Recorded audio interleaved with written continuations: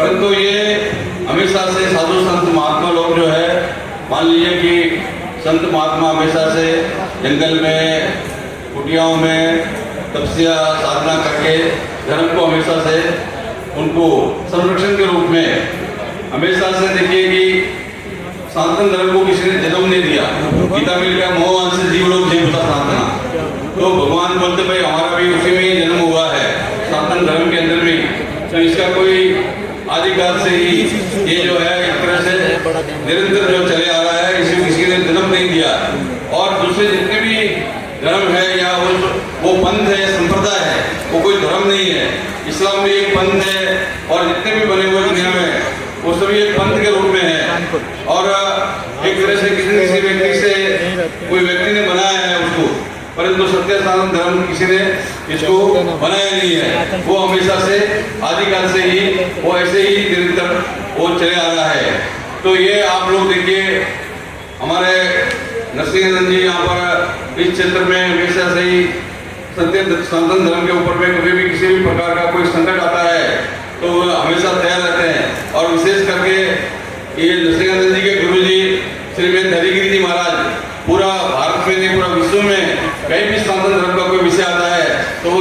तुरंत जो है महाराज जी हमेशा नेपाल जैसे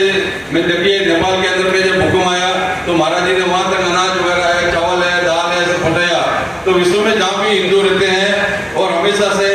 चेतना जो है महाराज जी का कहीं कहीं जो है वो किसी न किसी रूप में ऐसे हमारे पूरे भारतवर्ष में नरसिंहानंद जैसे को तैयार करते रहते हैं कि सनातन धर्म का रक्षा जो है वो संतों के माध्यम से हो सकता है और संत हमेशा से वो तत्पर रहते हैं। तो ये हमारा एक अपनी तरफ से भी विशेष रूप से, जैसे हमारे एक पूर्व विद्वान ने बोला कि भाई ये जो इस्लाम का, तो मैंने भी एक कुरान पढ़ा, बहुत पहले पढ़ा, बहुत सी चीज याद है, बहुत से भूल गया। कुरान में एक जगह ये जो गाय खाते हैं उसका भी वो कारण क्या है, वो कुरान में एक जगह साफ लिखा हुआ है, हिंदी का उसमें जो अनुवाद था कि एक जब समय में जब हम लोग बोलते हैं भाई पूरा दुनिया में जब पढ़ले आएगा तो वो बोलते क़यामत की रात,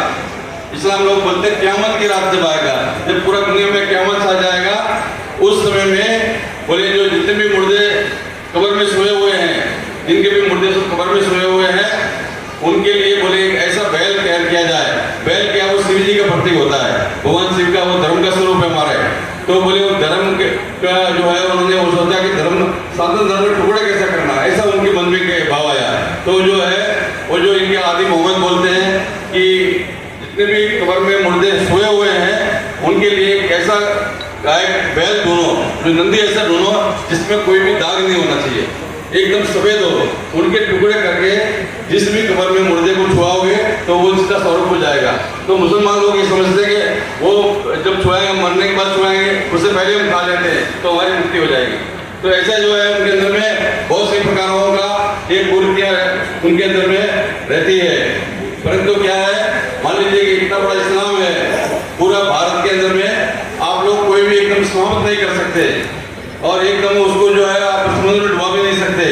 तो वो भी यहाँ पर अपना अस्तित्व तो इतना वर्षों से यहाँ पर कायम किए हुए हैं। और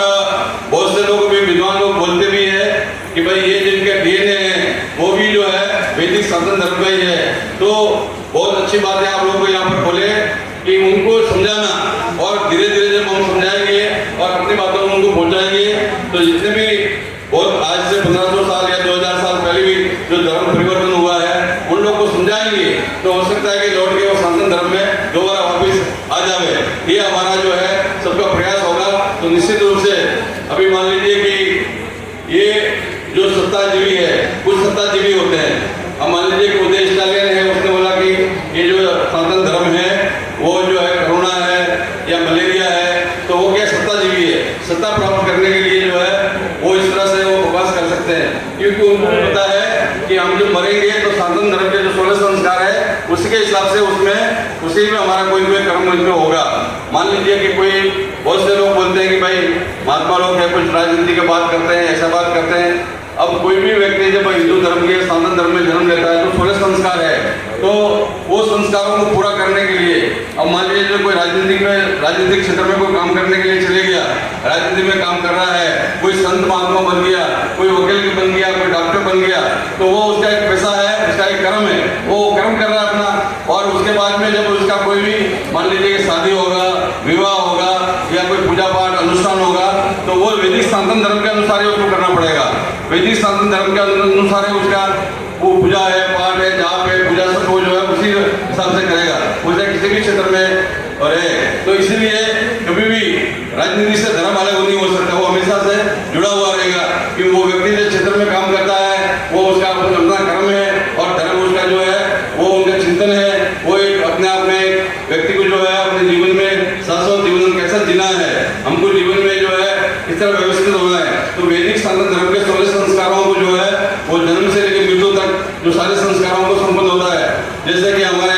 महात्मा लोगों का एक सोच होता है और हम लोग कभी भी हमारे हरिगिरी जी महाराज बोलते हैं भाई जन्मदिन हम लोग नहीं मनाते, महात्मा लोग जो अखाड़ा की परंपरा में होते हैं उनको बोले क्या है कि मृत्यु दिन बोले हम दुनिया से जाने के बाद में कुछ सुख करके कर्म करके जाना कि कबीर हम आए तो जग रोया और हम ऐसा कर्म करके जाए जो हम से जग रोए, तो ऐसा हमने कर्म करके जाना चाहिए। तो ऐसे विशेष रूप से हमारे जो है साधुओं का जो जन्म होता है उसको हम लोग नहीं मनाते। जो विशेष रूप से पुण्यतिथि में बड़ा बड़ा भंडारा महात्माओं का विशाल कार्यक्रमों का आयोजन होता है। तो ये बहुत ही अच्छा संतों का यहाँ पर विशेष रूप से हमारा बहुत समय से दृष्टिगत जी के मन में था कि महाराज जी कार्यक्रम होना है, परंतु महाराज जी का पूरा देश के अंदर में पूरे भारत में बहुत जगह पर उनका हमेशा से हरिगिरी जी महाराज का कार्यक्रम लगे रहते हैं, वो हमेशा व्यस्त रहते हैं। तो जब समय निकाला महाराज जी इसके लिए तो महाराज जी से भी दिल्ली संत मंडल की तरफ से महाराज का हृदय से हम अभिवादन करते हैं और उनका जो है हृदय से जो महाराज जी का आशीर्वाद की कामना करते हैं। हर हर महादेव, जय हो।